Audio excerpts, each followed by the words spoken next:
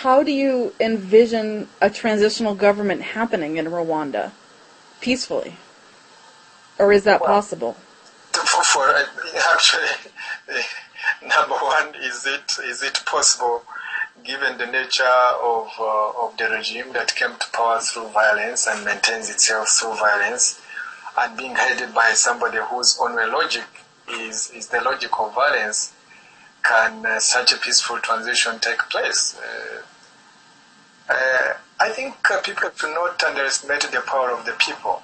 Time and time again, we've had dictators of that nature who believe that they will be there forever and that they rely on coercion to make sure that nothing happens, only to be surprised that sometimes with more coercion you make people bolder and bolder.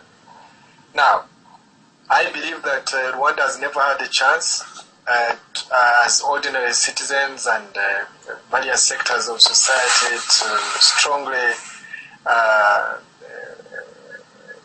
work towards peaceful transformation, peaceful and democratic transformation. We've never done it in Rwanda. Rwanda is a place where the only logic until now has been the logic of war, the logic of the mighty who must be right. In economics, they call it the zero-sum game. In other words, the winner takes it all. And so this whole idea of constructing win-win arrangements, we tried it through the Russia peace agreement, but that was derailed, as we know. And so I think we should give peace a chance, and we should struggle, mobilize, and organize as much as possible on this peace platform. Mobilize all Rwandans, Hutus, Tutsis, to reject violence as a viable pathway to building peace of the future, and the rest will depend on how Kagame also plays to these gestures by the Rwandan people. But should he continue to resist the demands of the people, he will be the one who will actually throw the population of Rwanda into, hopefully not, into a violent and armed revolution against him. And this is really what we said in Rwanda briefing. This is what we said in our declaration. This is what we say in the, by the way, it's not 8 strategies, there are 13. Maybe I should send you the document that has all the 13 strategies. But all the things that RNC is trying to do is actually to prevent Rwanda sliding into that violent pathway. Yes, but we should give it a chance, because in Rwanda we've never done it. Right. And so it would be wrong to say, oh, it won't work before we try it. I think we should try it. We are trying it, and the response so far has been quite good. Yes. But the rest of Kagame's behavior, how Kagame's behavior impacts on the sentiments and the mood of the people, that is really his business. But I still believe that we as Rwandans can prevent another civil war, and we can prevent all the other negative and harmful things that happen alongside civil war. In Rwanda, it has been genocide, war crimes, crimes against humanity, all sorts of abuses that take place once there is a civil war. And we've lost too much, we've lost too many people to want yet another loss of people, simply on the basis of one man who has absolute desire to simply to control the country and control it in a violent manner. We don't see why people should pay more sacrifices on that kind of basis. So it is difficult, but I still think that we as Rwanda should give peace a chance. Absolutely. Within the oppositional groups, and I'm not going to ask you to speak on anybody's behalf but the RNC, obviously, there seems to be a lot of focus on Kagame. And in one blog post recently that's written by somebody anonymous, I've tried to find the author and can't, but they said that he said that people should focus less on Kagame and more on constitutional reforms, military restructuring, how to address questions of justice. And specifically, they said a true opposition must distance themselves from the usual elite power plays that have characterized our politics for so long. I guess that goes back to the previous question, and you obviously know a lot more about Rwanda than I ever will. But I fear that Rwanda, because of its history, having a change in political restructuring, a major challenge is that this will happen peacefully, especially with Kagame's history and, in his present, really. Yeah, but Jen, the same argument did prevail. First of all, let me address it because there are two questions. Number one, why do we talk about Kagame so much? Mm-hmm. And number two, coming back to the same question, that how would that change take place, knowing the nature of Kagame? First of all, precisely that's the point, because every dictator at some point amasses so much power and becomes so arrogant and begins to imagine that he is actually the country and that the country is him.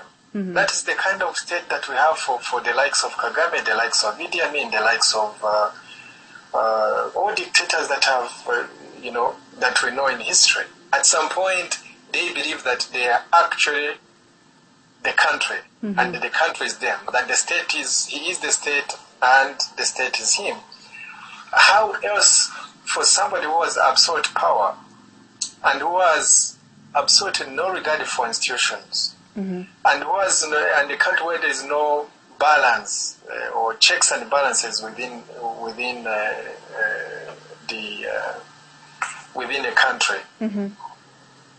how else are you going to discuss that political situation? To somebody like you who has grown in a country, the United States, mm-hmm.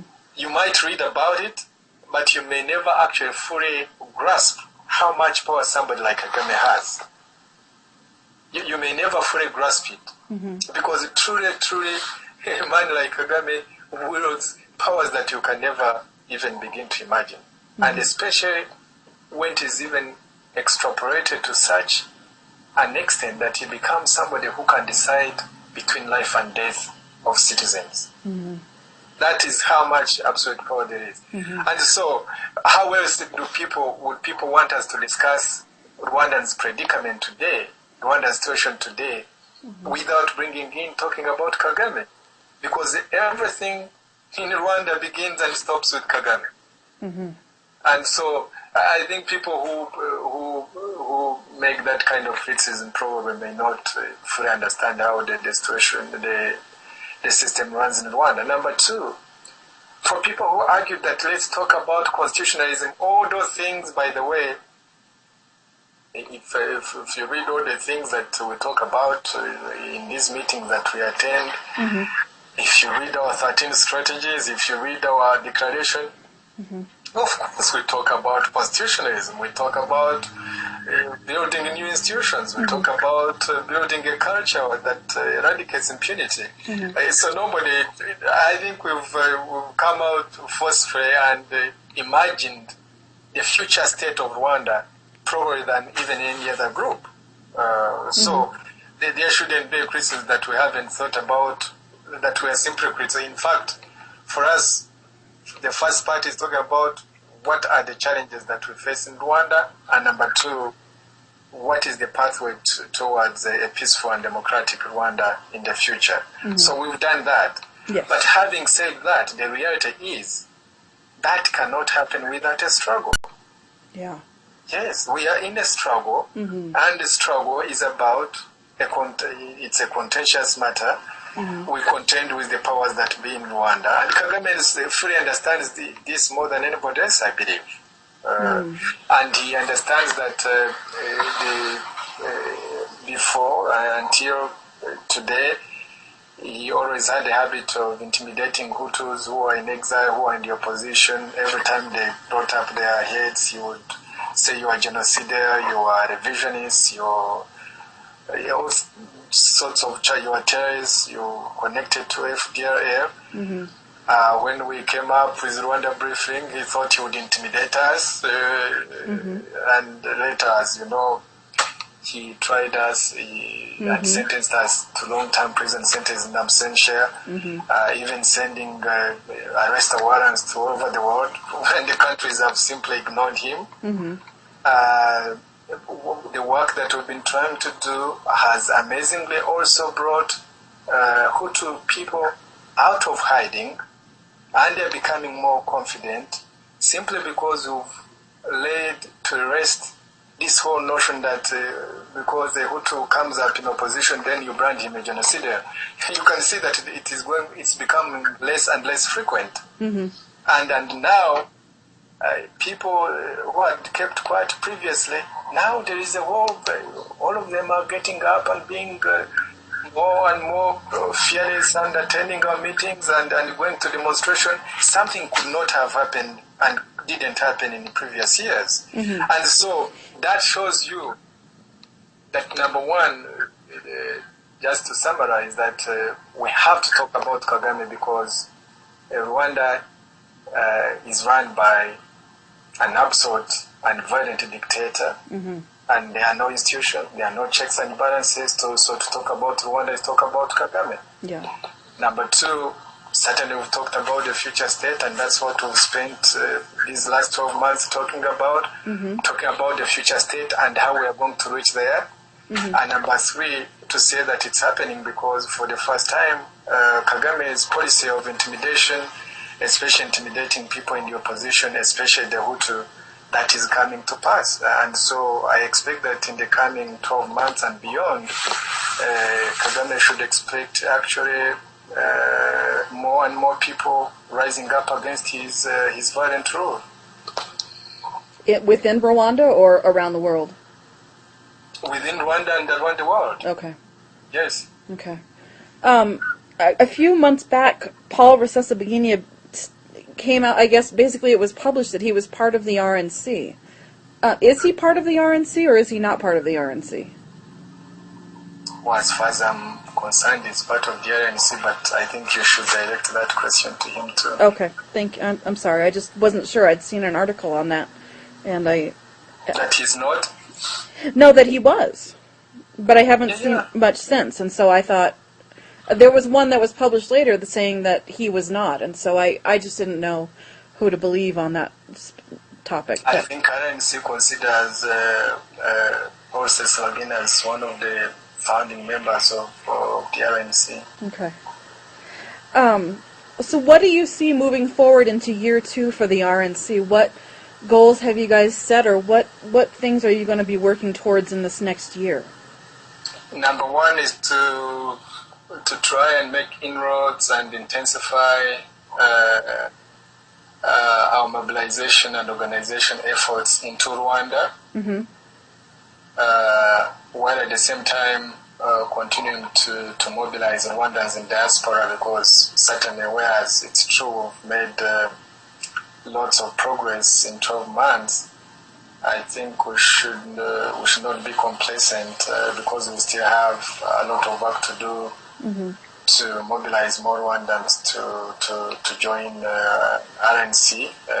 So mobilizing in Rwanda, mobilizing outside Rwanda is very much on our mind. Number two, we need to continue our work mobilizing the international community. We need to have a more robust and forceful diplomatic effort to try and explain to the world that Kagame is not only a danger to Rwandans, but the events in Rwanda or in the region have demonstrated it can easily become a very big danger to the region and to international security as well. So we need to explain a lot more that, especially for the Kagame's traditional allies, the Americans and the British, that it's not in their interests to keep on, hanging around with somebody who has tainted hands, Yes. like Kagame, that at some point he will embarrass them.